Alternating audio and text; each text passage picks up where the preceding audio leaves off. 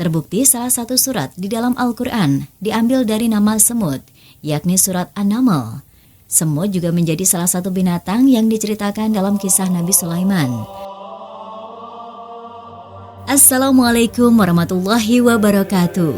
Kisah 3 pertanda jika banyak semut di rumahmu. Sekilas tidak ada yang aneh dengan keberadaan semut di sekitar kita. Namun masyarakat meyakini bahwa banyak semut di rumah mengisyaratkan ada yang mengirimkan ilmu sihir. Benarkah demikian? Allah SWT menciptakan hewan dan tumbuhan pada hakikatnya untuk memberikan manfaat kepada manusia. Tapi nyatanya tidak semua hewan dan tumbuhan dapat memberikan manfaat. Ada sebagian tumbuhan dan hewan yang justru dapat membahayakan kehidupan manusia. Oleh karenanya, Islam memperbolehkan untuk membunuh atau memusnahkannya. Semut dalam Islam merupakan salah satu binatang yang istimewa.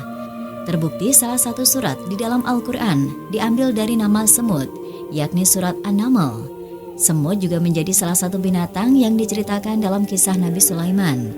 Kala itu Nabi Sulaiman dan pasukannya harus menghentikan langkah mereka karena terdapat semut-semut yang ketakutan terinjak oleh pasukan Nabi Sulaiman. Peristiwa ini diabadikan dalam Al-Quran, surah An-Naml ayat 18. Allah berfirman yang artinya, "Hai semut-semut, masuklah ke dalam sarang-sarangmu agar kamu tidak diinjak oleh Sulaiman dan tentaranya, sedangkan mereka tidak menyadari." Surah An-Naml 18. Menurut Ustadz Abdul Somad, peristiwa ini tidak hanya menjelaskan tentang kekuasaan Nabi Sulaiman. Peristiwa tersebut juga mengajarkan kepada manusia untuk tidak mengganggu makhluk hidup lainnya selama ia tidak merugikan. Diriwayatkan dari Ibnu Majah, ia berkata, Rasulullah melarang membunuh burung syurot, kodok, semut, dan burung hudhud. Hadis riwayat Ibnu Majah.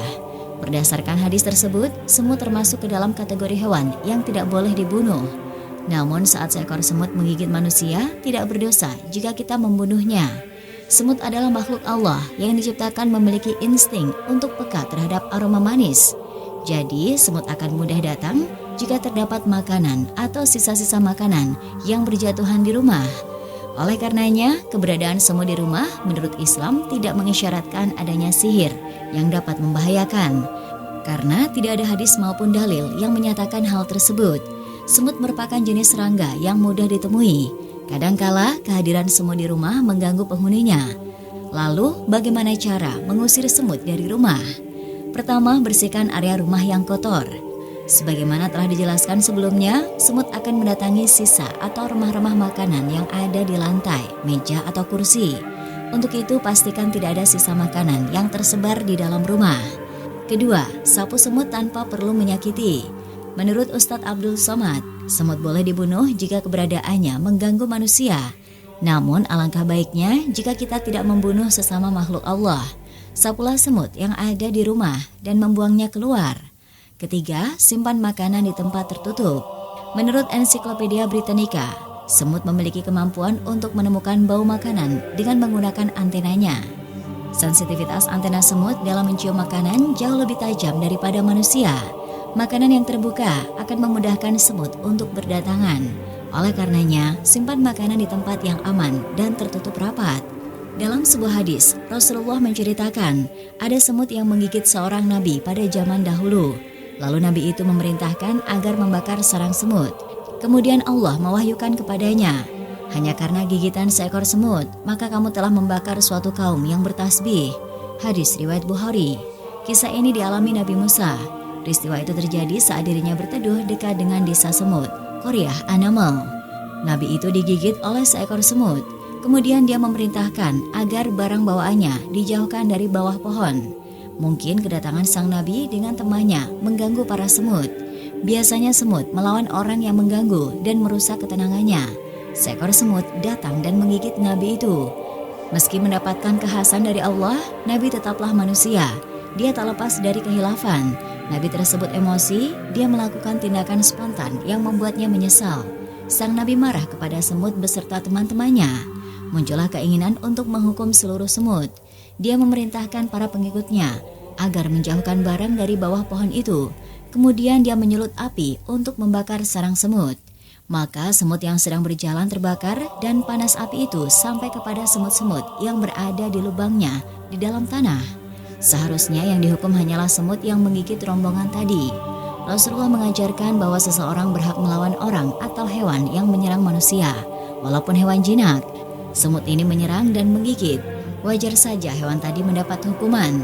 Namun menghukum semut-semut yang ada di sarang itu dan membakar mereka dengan api bukanlah keadilan. Semut adalah ciptaan Allah. Mereka bertasbih dan menyucikan Allah seperti hewan-hewan lain. Manusia tidak boleh menyerangnya, kecuali jika mereka menyakitinya. Oleh karena itu, Allah menyalahkan Nabi itu dan mencelahnya karena dia menghukum melampaui batas. Dia menghukum semut yang tidak bersalah karena kesalahan seekor semut.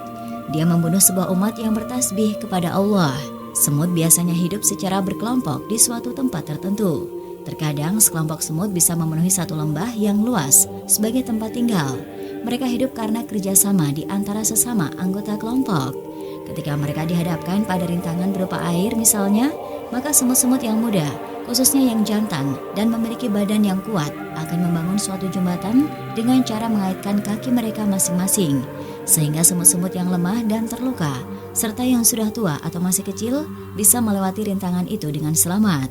Semut dan Sains dalam buku Pintar Sains dalam Al-Quran, tulisan Nadia Tayyarah. Ilmuwan meyakini bahwa kehidupan binatang yang termasuk kelompok serangga berjalan atas dasar insting. Namun setelah dicapainya kemajuan dan perkembangan pengetahuan tentang dunia serangga, para ilmuwan mendapatkan kesimpulan bahwa kehidupan serangga berjalan di atas dasar fungsi-fungsi tertentu sesuai dengan sifat genetika yang mengatur perilakunya. Salah satu jenis serangga yang menarik penelitian mereka adalah semut. Serangga ini memiliki sistem kehidupan tertib yang membatasi perilaku tiap-tiap anggota masyarakatnya. Untuk tempat tinggalnya, semut biasanya hidup secara berkelompok di suatu tempat tertentu. Terkadang sekelompok semut bisa memenuhi satu lembah yang luas sebagai tempat tinggal. Mereka hidup karena kerjasama di antara sesama anggota kelompok. Ketika mereka dihadapkan pada rintangan berupa air misalnya, maka semut-semut yang muda, khususnya yang jantan dan memiliki badan yang kuat, akan membangun suatu jembatan dengan cara mengaitkan kaki mereka masing-masing, sehingga semut-semut yang lemah dan terluka, serta yang sudah tua atau masih kecil, bisa melewati rintangan itu dengan selamat. Pembuatan jembatan ini adalah merupakan perintah dari seorang ratu semut yang memimpin kerajaan mereka.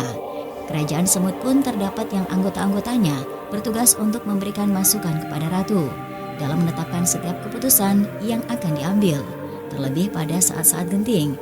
Sebagaimana telah dijelaskan sebelumnya, semut akan mendatangi sisa atau remah-remah makanan yang ada di lantai, meja atau kursi. Untuk itu, pastikan tidak ada sisa makanan yang tersebar di dalam rumah. Kedua, sapu semut tanpa perlu menyakiti. Menurut Ustadz Abdul Somad, semut boleh dibunuh jika keberadaannya mengganggu manusia. Namun alangkah baiknya jika kita tidak membunuh sesama makhluk Allah. Sapulah semut yang ada di rumah dan membuangnya keluar. Wallahu a'lam. Wassalamualaikum warahmatullahi wabarakatuh.